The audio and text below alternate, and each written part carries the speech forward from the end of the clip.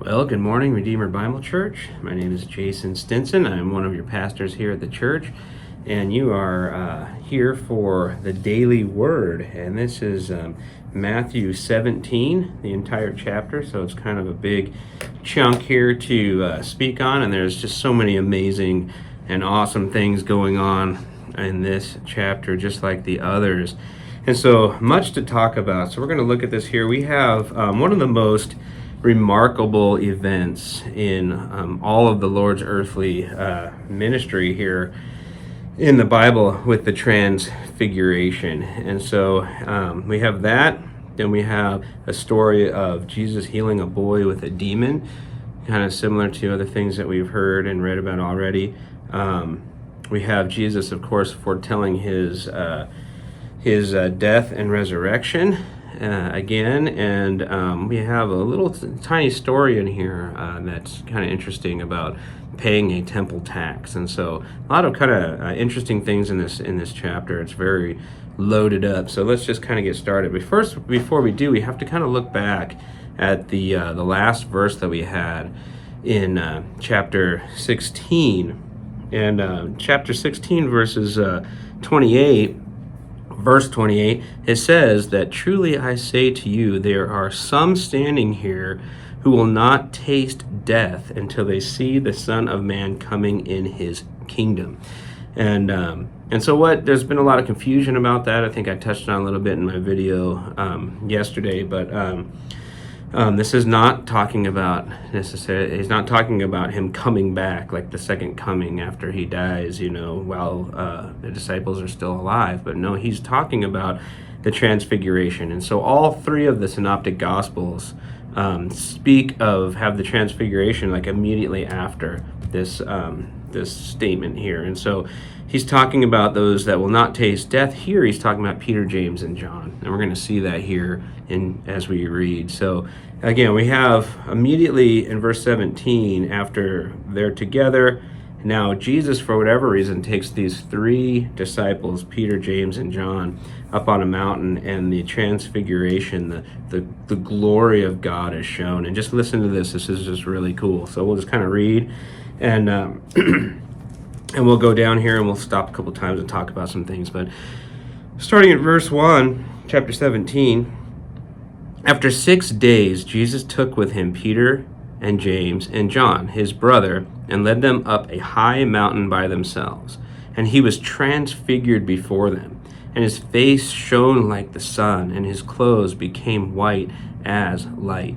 So here, back even in chapter 16, Peter had this understanding, his eyes opened, from the Father that Jesus is the Son of God, that he is Christ. And so we have that statement, and Jesus has been proving it with miracles up until this point. And here, Peter, James, and John get taken up in this mountain, and they get to see kind of this transformation, this transfiguration, metamorphosis, this change from within of Jesus, the God-man, like showing his glory.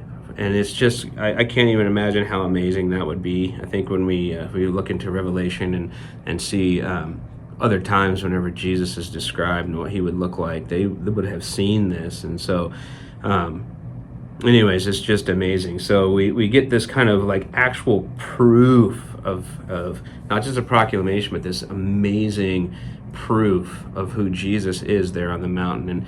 And behold, it says, starting in verse 3, "And behold, there appeared to them Moses and Elijah talking with them. And Peter said to Jesus, 'Lord, it is good that we are here. If you wish, I will make 3 tents here, one for you, and one for Moses, and one for Elijah.'"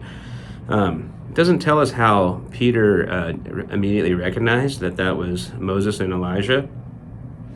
But he did, and so that's kind of cool. I don't know, it's just a little side note for free there. And so verse 5, "He was still speaking when behold, a bright cloud overshadowed them, and a voice from the cloud said, 'This is my beloved Son, with whom I am well pleased. Listen to him.'" And I love that. So this cloud shows up, and every, Moses and Elijah are covered up as to show the uniqueness of Jesus. Like Moses and Elijah, they were great men, but that's all they were. They were just men. And Jesus is God, Right, so we've got this amazing, glorious picture of who Jesus really is, and then this last awesome statement from the Father himself, and then he says, "Listen to him." So again, we have these men that have done great things. We have Moses and Elijah that have said and done all these things, but we have Christ, right? And I think that listen to him is a call for us to listen to Jesus, to read the Bible, to read his word, the full word of God, and to listen to that. That there are a lot of men that say a lot of great things, and there's a lot of godly men that preach and teach the Bible well, and they for sure can be men that we can respect and listen to, but we always need to make sure and be discerning that what anybody says can be followed up with the Word of God. We have to know the Bible. We have to know sound doctrine. And I just love that this is Jesus, my Son, with whom I am well pleased. Listen to him. And so verse 6, when the disciples heard this, they fell on their faces and were terrified. I'm sure that would be our response as well. And verse 7, but Jesus came and touched them, saying, "Rise and have no fear." And when they lifted up their eyes, they saw no one but Jesus only. So just an amazing, absolute confirmation of who Jesus is as God. And so what an amazing thing that would be for them to see. It's an amazing thing for us to read about. There's a lot of mysterious things about this that we just don't know, but it's just an awesome story. Starting at verse 9 here, and as they were coming down the mountain, Jesus commanded them, "Tell no one the vision until the Son of Man is raised from the dead." So again, we have this kind of Jesus telling them not to tell anybody about this over and over and over again, as Jesus has been performing miracles, and even before Matthew 16, all of these things, Jesus is telling people not to say who I am. And that really is because without the cross being there yet, without, as we're going to see here even more so in full soon, but without the cross being there, right?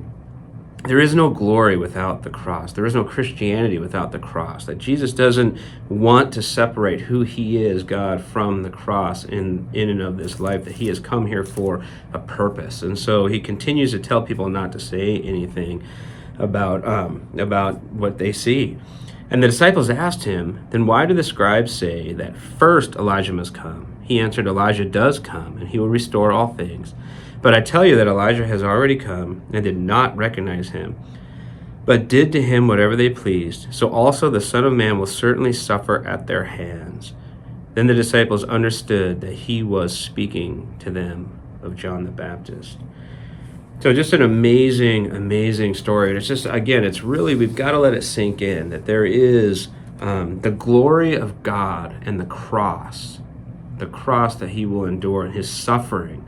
Really, they go hand in hand. That there is no Christianity without the cross.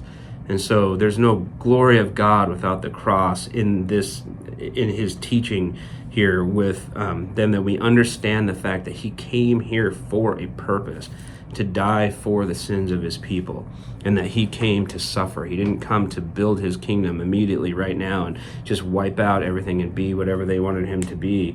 But the cross was central to everything that he is teaching and his glory. So the cross and the glory of God cannot be separated. So it's just an amazing, amazing thing as he goes on. And he'll even talk about that more here as he foretells his death and resurrection again. So then we go to the next section here where Jesus heals a boy with a demon. And I think this whole section here, verses 14 through 21, they really kind of, I'm just going to kind of spoil it right off the bat, but it kind of tells us two things. It tells us the misery of sin, and second, it talks to us about the unbelief and the danger of unbelief. And in that is also the power of faith. So let's just kind of go through this quickly here and read this. But it says, "And when they came to the crowd, a man came up to him and kneeling before him said, 'Lord, have mercy on my son, for he is an epileptic and has suffers terribly. For often he falls into the fire and often into the water. And I brought him to your disciples, and they could not heal him.' And Jesus answered, 'O faithless and twisted generation, how long am I to be with you? How long am I to bear with you? Bring him here to me.' And Jesus rebuked the demon, and it came out of him, and the boy was healed instantly." So This is just an incredible picture of the misery of sin.